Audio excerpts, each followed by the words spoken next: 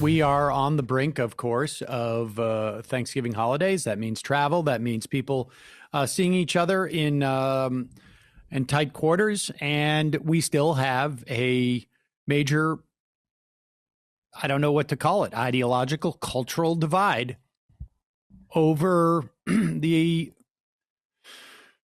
not even the efficacy, it's the attempts to curtail the virus. This seemed to be a very loaded question in terms of the of COVID. And yesterday we had on the program one of the top epidemiologists in the country, someone who had worked with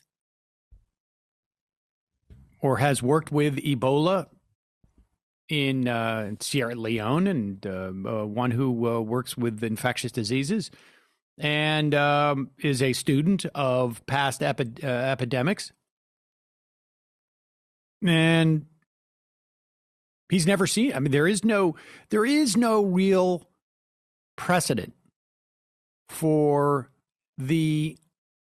and I don't want to say politicization, because of course everything in some respects is political, and everything can and often should be politicized when it involves government policy. You weaponize certain things for political advantage, and hopefully you do so in a way that is has some fidelity to the truth.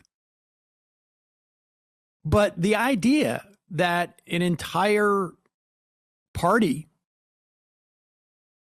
would adopt as an ideological precept that masks don't protect you or other people in the context of a pandemic is just out and out nuts.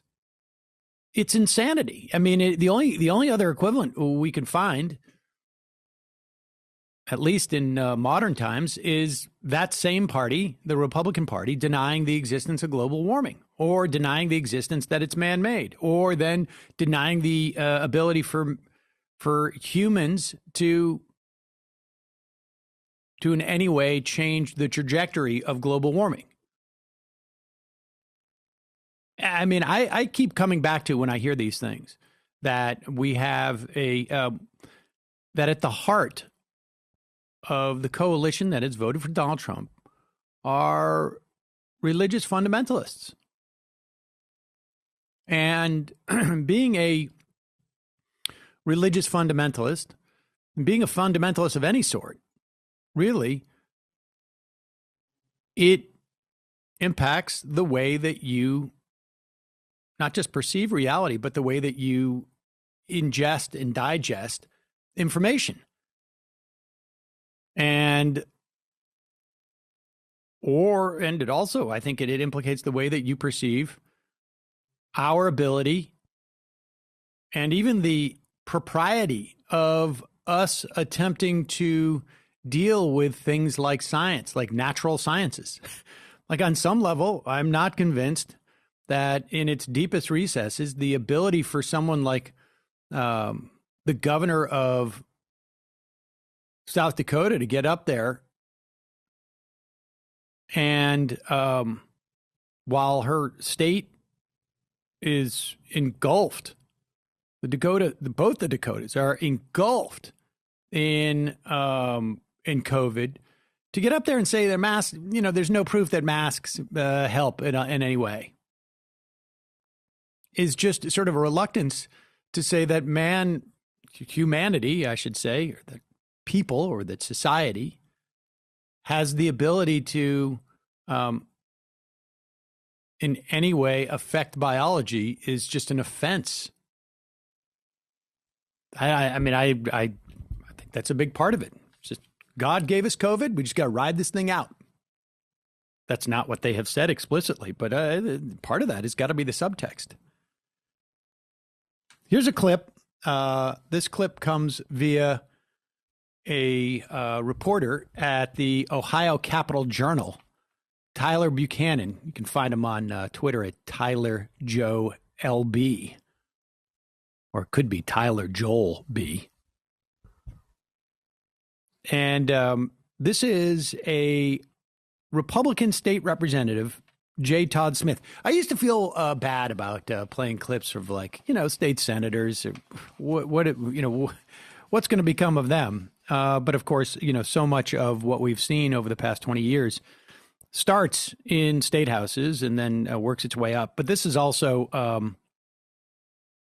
indicative of the entire Republican Party as it stands right now. Here is a Republican state representative, J. Todd Smith, talking about, and I know this is very, here it is. He's talking about the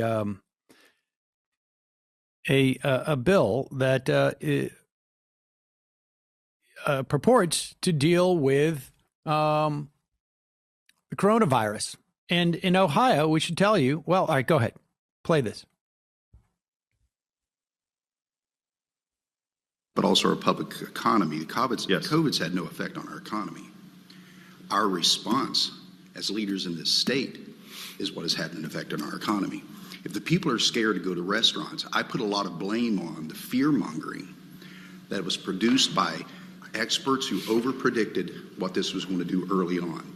That is not to discard the idea that we want to listen to experts. That's what we're doing here.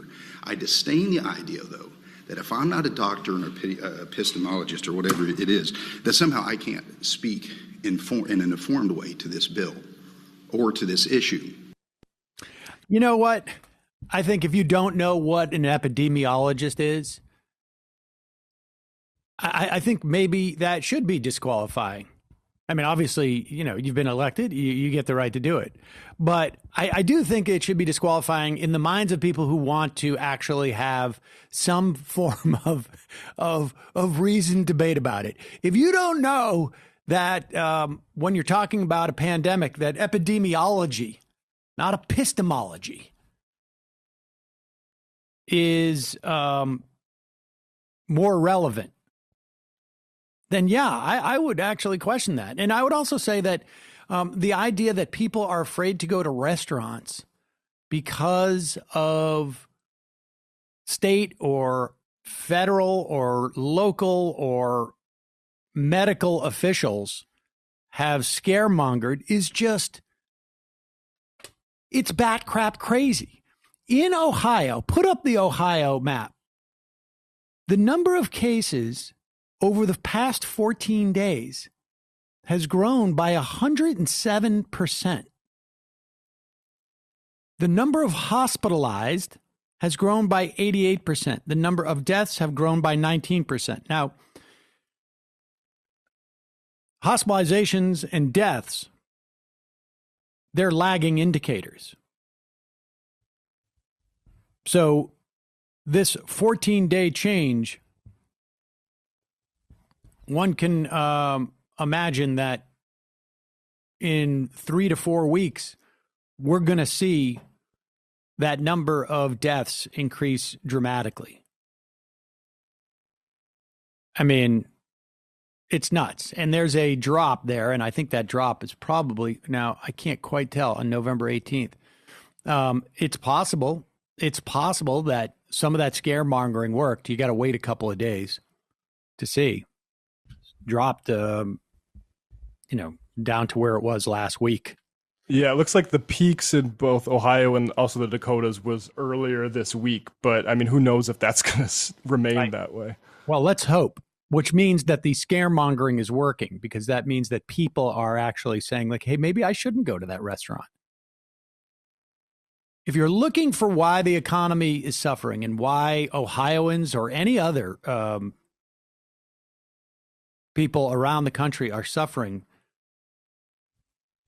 from the economic implications of people not wanting to go to work and risk getting sick, or not wanting to go and eat at a restaurant because they don't want to risk getting sick or dying, or the implications of people not going to a bar or going to a gym,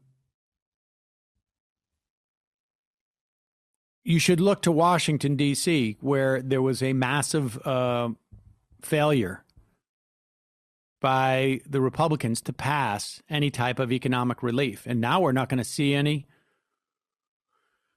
until early February at the earliest, it seems. Yeah. And we're having 12 million people who are going to run out of unemployment the day after Christmas. Merry Christmas, everybody. And we're going to see eviction moratoriums end within days after that. And we're going to be in many parts of the country in a position where you're going to see hospitals, and you can build more beds. I mean, you can stick beds in a gym, but if you don't have enough nurses and you don't have enough doctors, it's not going to make a difference to treat people who are getting very ill. And then, of course, we won't know for a while the long-term implications of getting COVID. I mean, we're starting to get an idea of it. But we don't know how widespread it will be. It really is stunning. And then this guy, whatever it is. Yeah, we should just say epistemology is the study of knowledge, and like, what is knowledge and how do you attain it? And like, we probably could have an army of I can't say it now, on the GOP's case to figure out what the hell's going on there too as well. Epistemologists, yes, all going in and dealing with the epistemological closure that guy has been subjected to, apparently. But it's a scary time. It's just it's a bizarre and scary time.